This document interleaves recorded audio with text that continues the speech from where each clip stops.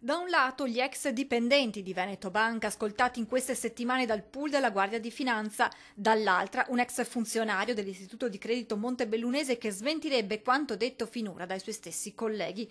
Ma facciamo un po' d'ordine. I dipendenti hanno raccontato alle Fiamme Gialle di essere stati all'oscuro di tutto, di non aver mai saputo cosa ci fosse davvero dietro alle operazioni che hanno poi portato all'epilogo che tutti conosciamo.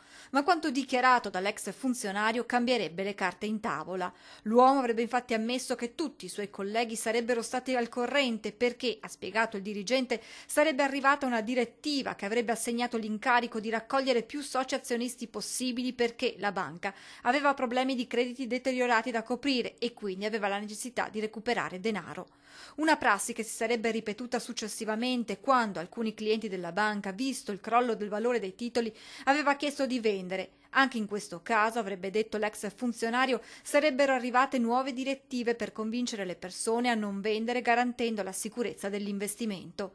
Dichiarazioni dall'una e dall'altra parte che dovranno adesso essere confermate dai magistrati, ma sono soprattutto quelle dell'ex dirigente ad essere sotto la lente di ingrandimento perché, se confermate, dicono gli stessi inquirenti, potrebbero segnare una svolta nell'indagine passata le scorse settimane da Roma a Treviso.